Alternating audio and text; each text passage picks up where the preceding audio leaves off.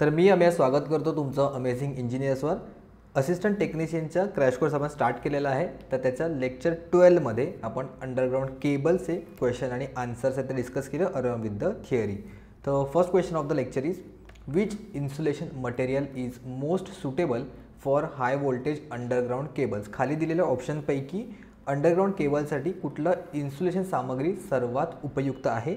Video pause करा, स्वतःहून एकदा ऑप्शन वाचा आणि तुमचं करेक्ट उत्तर येत आहे की नाही चेक करा, जेणेकरून तुम्हाला सुद्धा तुमचा फीडबॅक येते मिळून जाईल, म्हणजे आपली तयारी किती झाली आहे ते। ठीक आहे, तर ह्याचं करेक्ट उत्तर आहे XLPE म्हणजे क्रॉस लिंक पॉलिइथिलीन। तर हे ह्याचं सगळ्यात बेस्ट मटेरियल आहे गिवन ऑप्शन्सपैकी।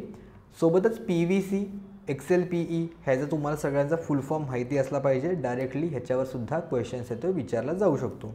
पुढचा क्वेश्चन आहे the main disadvantage of the underground cable is. Okay, बेसिकपासून स्टार्ट करून तर थोडे थोडे आपण ॲडव्हान्स लेवलचे क्वेश्चन्स बघूया ह्याच्यामध्ये, कन्सेप्च्युअल जे असतील ते। तर अंडरग्राउंड केबलचा सगळ्यात मुख्य तोटा काय आहे, ऑप्शन्स बघूया। High installation cost, lower safety, susceptibility to weather, high resistance आणि complex connections. High installation cost लागते का? येस, ह्याच्यामध्ये इन्स्टॉलेशन कॉस्ट लागते बिकॉज आपण अंडरग्राउंड केबल टाकतो। अंडरग्राउंड केबल म्हणजे आपल्याला जमिनीमध्ये असा खड्डा करायला लागतो आणि त्याच्यातून आपण जे केबल आहे ते पास करतो। सोबत असं प्रोटेक्टिव्ह कवर वगैरे सुद्धा आपण त्याला प्रोव्हाइड करतो मेकॅनिकल इंजुरीपासून वाचण्यासाठी। त्यामुळे हाय इन्स्टॉलेशन कॉस्ट हा एक डिसएडवांटेज आपण म्हणू शकतो। सेफ्टी कमी आहे का? नाही, सेफ्टी ह्याच्यामध्ये चांगली असते बिकॉज कम्प्लिटली कवर्ड असतो। कंडक्टर तुटायचे वगैरे किंवा फॉल्ट व्हायचे चान्सेस आहेत ते कमी होतात ह्याच्यामध्ये। आणि ससेप्टिबिलिटी टू वेदर, जमिनीच्या आतमध्ये असल्यामुळे हवामानाचा तेवढा जास्त इम्पॅक्ट होत नाही जेवढा ओव्हरहेड लाईनला होतो तेवढं। ओके, आणि बाकीचं ऑप्शन 2 सुद्धा इनकरेक्ट आहेत। त्यामुळे मेन डिसएडवांटेज आहे की त्याच्यामध्ये इन्स्टॉलेशन कॉस्ट आपल्याला जास्त लागते। पुढचा क्वेश्चन आहे what is the voltage rating of extra high tension underground cable. Directly voltage rating विचारले तुम्हाला एक्स्ट्रा हाय टेन्शन अंडरग्राउंड केबलची काय असते ते। त्याच्यासाठी मी चार्ट प्रोव्हाइड केलेला आहे इथे। 5 टाईपचे केबल्समध्ये आपण डिफरन्शिएट करू शकतो, लो टेन्शन, हाय टेन्शन, सुपर टेन्शन, एक्स्ट्रा हाय टेन्शन आणि एक्स्ट्रा सुपर टेन्शन। ओके, वाढत कशी जाते अप टू 1 kV, 1 ते 11, 11 ते 33, 33 ते 66 आणि 66 पेक्षा जास्त, अशा टाईपमध्ये डिफरन्शिएट केलं जातं। फॅक्च्युअल डेटा आहे, लक्षात ठेवायला बोर होतं किंवा कन्फ्यूज होऊ शकतं, त्यामुळे ट्रिकनं लक्षात ठेवूया। LHS म्हणजे left hand side. Okay, LHS आणि परत लेफ्ट हँड साईड, पण L न वापरता फक्त H आणि इथे आपण S वापरतो आणि सोबत इथे आपण एक्स्ट्रा हे 2 वर्ड्स इथे वापरलेले आहेत। L for low tension, H for high tension, S for super tension, left hand side. Okay, आणि त्यानंतर पुढे एक्स्ट्रा वर्ड वापरणार आहे, तर त्यामुळे एक्स्ट्रा लो वापरू नाही शकत आपण, लो हा शब्द चुकीचा वाटतो, एक्स्ट्रा लो, त्यामुळे आपण फक्त हाय आणि सुपर हे 2च शब्द इथे वापरले। त्यामुळे काय LHS, लो, हाय, सुपर, एक्स्ट्रा हाय आणि एक्स्ट्रा सुपर, आणि हे तर व्होल्टेज रेटिंग आपल्याला इझिली लक्षात राहतील। ओके, तर त्यांनी काय विचारले आता, what is the voltage rating of extra high. Okay, extra high किती येते व्होल्टेज रेटिंग एक्स्ट्रा हाय टेन्शनची? 33 ते 66 kV ह्याचं करेक्ट उत्तर होऊन जाईल। Option 1 is a correct answer. ठीक आहे, लक्षात राहील, विसरायचं अजिबात नाही, डायरेक्टली क्वेश्चन विचारला जाऊ शकतो। पुढचा क्वेश्चन सुद्धा तसाच आहे, आपल्याला लक्षात ठेवायला लागणार आहे। Which among the following cable are generally suited for the voltage up to 11 kV। खाली 3 ऑप्शन दिलेले आहेत, त्या केबलपैकी 11 kV पर्यंत कुठल्या टाईपची जी केबल आहे ती आपण यूज करतो, बेल्टेड केबल, स्क्रीन केबल की बाबा प्रेशर केबल। ओके, तर बेल्टेड केबल 11 kV पर्यंत आपण यूज करतो, स्क्रीन केबल आहे ती 22 ते 66 मध्ये यूज करतो, आणि प्रेशर केबल आहे ती बियॉन्ड 66 kV आपण यूज करतो, BSP। ओके, ह्या शॉर्टफॉर्ममध्ये आपल्याला लक्षात ठेवायला लागेल, तुम्ही काही पण ट्रिक बनवून लक्षात ठेवा, पण मला लक्षात राहत होतं अल्फाबेटिकली सुद्धा B पहिला येतो, आणि असं लक्षात ठेवलेलं की प्रेशर खूप जास्त हाय असतो त्यामुळे तो सगळ्यात लास्टला मी यूज करतो। ओके, BSC, B अल्फाबेटिकली सगळ्यात पहिला येतो या तिघांपैकी, आणि प्रेशर हाय प्रेशर असतं नेहमी, त्यामुळे प्रेशर सगळ्यात लास्टला येईल आणि तो हायेस्ट व्होल्टेज रेटिंगसाठी आपण यूज करू शकतो। त्यामुळे 11 kV पेक्षा कमी असेल तर बेल्टेड केबल ह्याचं करेक्ट उत्तर येईल।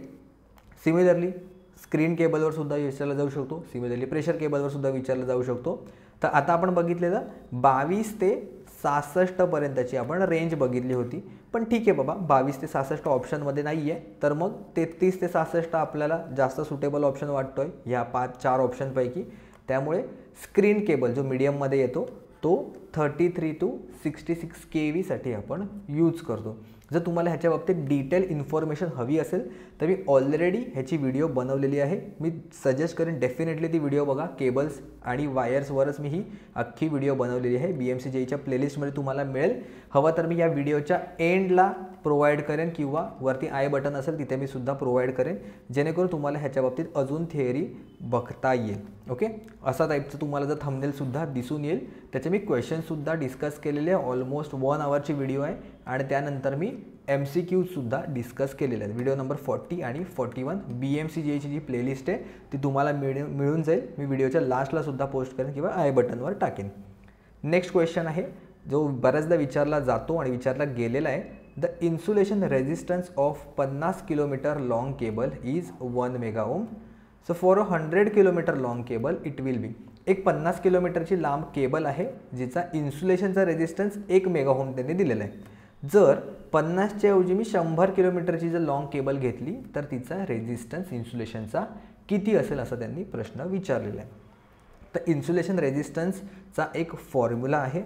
RI is equal to rho भागिले 2πL into LN capital R भागिले स्मॉल r. तो कॅपिटल R म्हणजे काय आहे?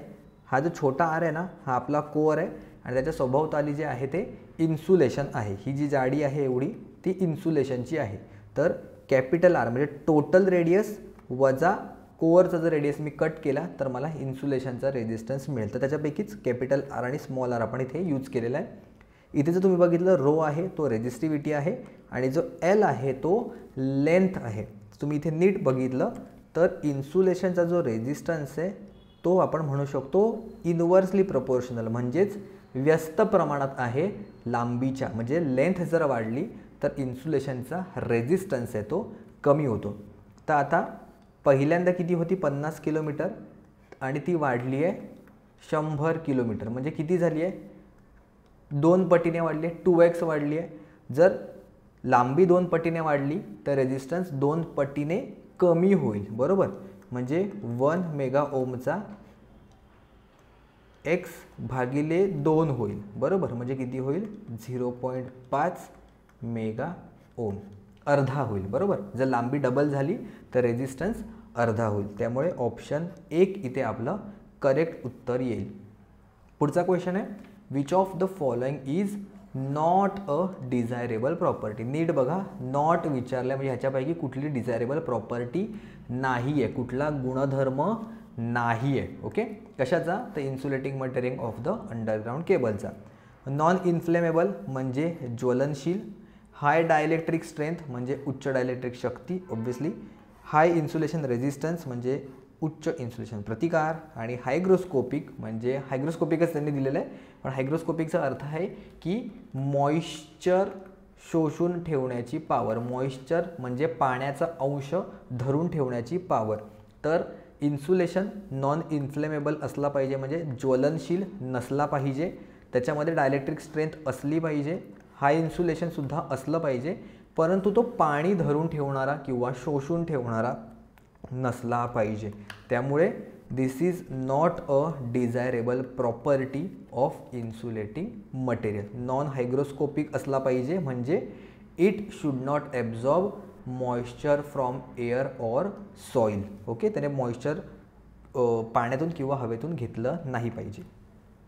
नेक्स्ट क्वेश्चन आहे, what is the primary function of the insulation in a cable.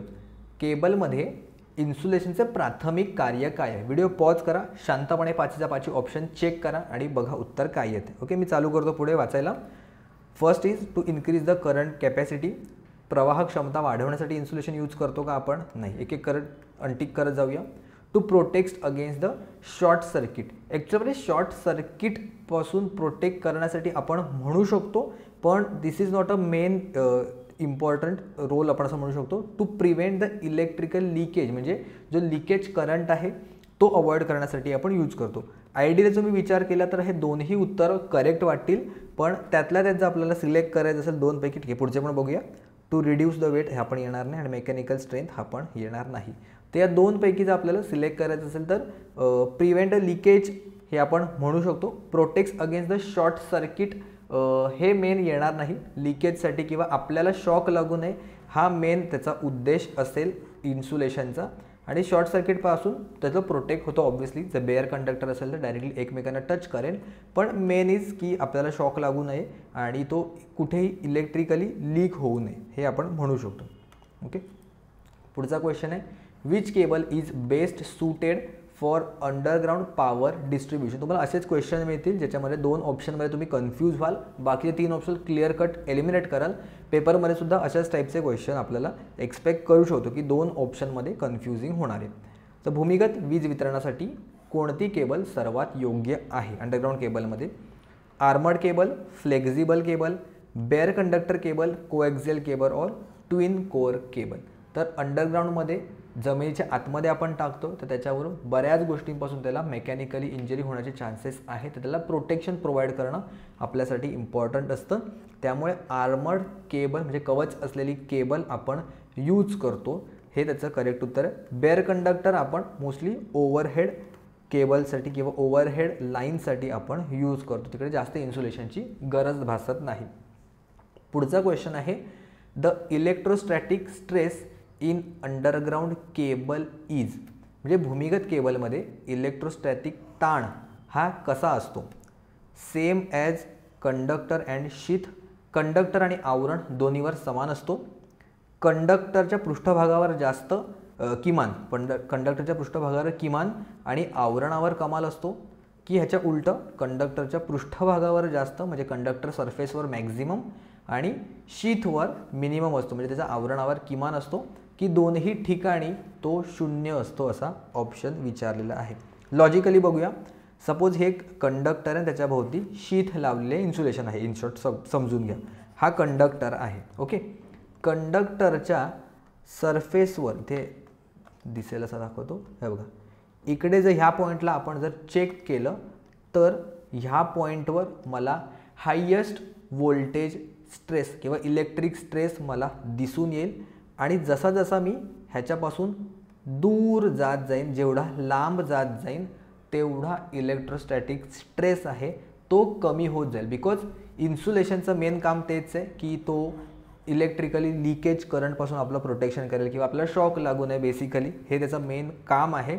तर त्यामुळे इन्सुलेशन जेवढं जाड असणार तेवढं सरफेसवर त्याच्या इलेक्ट्रोस्टॅटिक स्ट्रेस आहे तो कमी होत जाणार हळूहळू. म्हणजे इथे मॅक्झिमम असेल आणि इकडे सगळ्यात मिनिमम असेल, तो कमी कमी कमी कमी होत इथपर्यंत जातो आहे. जर तुम्ही इन्सुलेशनची व्हॅल्यू जर कमी वापरली तर इलेक्ट्रोस्टॅटिक स्ट्रेस आपल्याला तिथे जास्त दिसून येईल. त्यामुळे जेवढी रिक्वायरमेंट असतं तेवढं आपल्याला इन्सुलेशन प्रोव्हाइड करणं गरजेचं असतं. ठीक आहे, त्यामुळे ह्या पॉईंटवर मला मॅक्झिमम दिसून येईल आणि शीथ जर मी ह्याला पकडली तर इकडे मला मिनिमम दिसून येईल. ओके, हा आहे कंडक्टर आणि हा आहे शीथ. तर त्यामुळे maximum at the conductor surface म्हणजे कंडक्टरच्या पृष्ठभागावर मला इलेक्ट्रोस्टॅटिक ताण आहे तो जास्त दिसून येईल आणि शीथवर कमीत कमी दिसून येईल. ओके, ठीक आहे.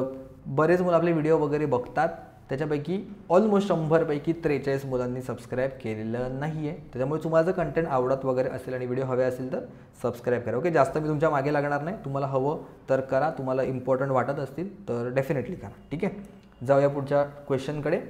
Why are metallic sheath use in the cable. केबल्समध्ये धातूचे कवच का वापरले जाते? बऱ्याचदा विचारला गेलेला आहे हा प्रश्न. ऑप्शन बघा, 5च्या 5 ऑप्शन. ज्यांना माहीत नसेल ते थोडे गोंधळू शकतात, पण ज्यांना माहिती आहे ते डायरेक्टली एका फटक्यात टिक करून येते. ओके, तर ह्याचं करेक्ट उत्तर आहे to prevent the moisture entry किंवा आर्द्रता प्रवेश टाळण्यासाठी. केबलमध्ये जो मॉइश्चर कंटेंट जाऊ नये सॉईलमधून किंवा एअरमधून, त्याच्यासाठी आपण वापरलं जातो. ऑप्शन आहे की to increase the tensile strength किंवा इम्प्रूव्ह फ्लेक्झिबिलिटी. 2 ऑप्शनमध्ये मुलं कन्फ्यूज होतील, ऑप्शन 1 आणि ऑप्शन 2 मध्ये किंवा मेकॅनिकल प्रोटेक्शनपासून. पण मेटॅलिक शीथचं काम आहे की मॉइश्चरपासून त्याला प्रोटेक्ट करणं. ओके, इथे जर तुम्ही बघितलं, मी ऑलरेडी सांगितलं या केबल्स आणि वायर्सच्या लेक्चरमध्ये मी डिस्कस केलेल्या आहेत सगळ्या गोष्टी.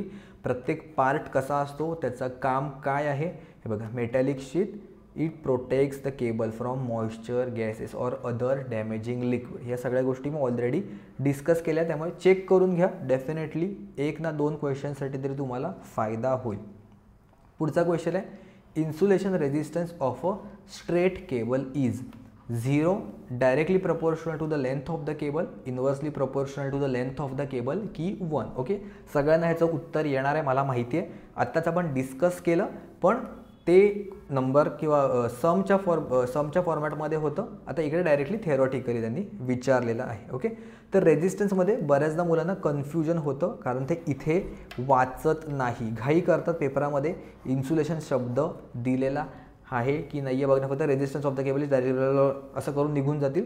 पण इन्सुलेशन आहे की कंडक्टर विचारला आहे, त्यावरून ऑप्शन चेंज होतील. बिकॉज जर कंडक्टरचा त्यांनी रेजिस्टन्स विचारला ना, तर इथे बघा, रेजिस्टन्स जो आहे कंडक्टरचा म्हणजे धातूचा आपण म्हणू शकतो, it is directly proportional to the length आहे. म्हणजे लेंथ वाढली तर रेजिस्टन्स वाढणार. पण जर इन्सुलेशनचा विचारला रेजिस्टन्स, तर तो इन्व्हर्सली प्रपोर्शनल आहे लेंथच्या.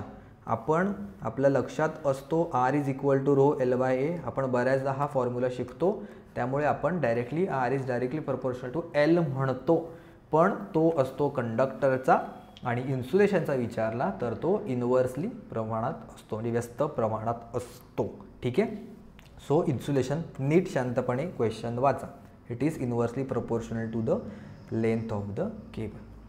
पुढचा क्वेश्चन आहे, why are stranded conductors preferred in underground cables. Stranded conductors आपण का प्रेफर करतो. अगेन व्हिडिओ पॉज करा आणि चेक करा की ह्याच्यापैकी काय उत्तर करेक्ट असू शकतं. ओके, ऑप्शन बघूया. बेटर फ्लेक्झिबिलिटी म्हणजे चांगली लवचिकता, लोअर कॉस्ट कमी खर्च, रिड्यूस रेजिस्टन्स म्हणजे कमी प्रतिकार, थर्मल कंडक्टिव्हिटी त्याची चांगली असते की जॉईंटिंगसाठी, त्याला जॉईंट करण्यासाठी, जोडण्यासाठी इझी होतं त्याच्यासाठी. ओके, स्टँडर्ड कंडक्टरचा मेन एक फायदा आहे की त्याच्यामुळे आपल्याला बेटर फ्लेक्झिबिलिटी मिळते. जर सॉलिड कंडक्टर मी वापरला तर तो बेंड करणं किंवा मोडणं किंवा त्याला फ्लेक्स करणं पॉसिबल नसतं. स्टँडर्ड कंडक्टरमध्ये बारीक बारीक कंडक्टर्स असतात, त्यामुळे त्याला आपण इझिली फ्लेक्स करू शकतो किंवा हवं तसं त्याला मोल्ड करू शकतो, मोडू शकतो. त्यामुळे ऑप्शन 1 इकडे करेक्ट उत्तर येईल. ठीक आहे, जाऊया पुढच्या क्वेश्चनकडे. Which insulation class is suitable for the highest operating temperature. Okay, तुम्हाला टेबल माहिती असेल, सुबोधमध्ये सुद्धा हा टेबल प्रोव्हाइड केलेला आहे.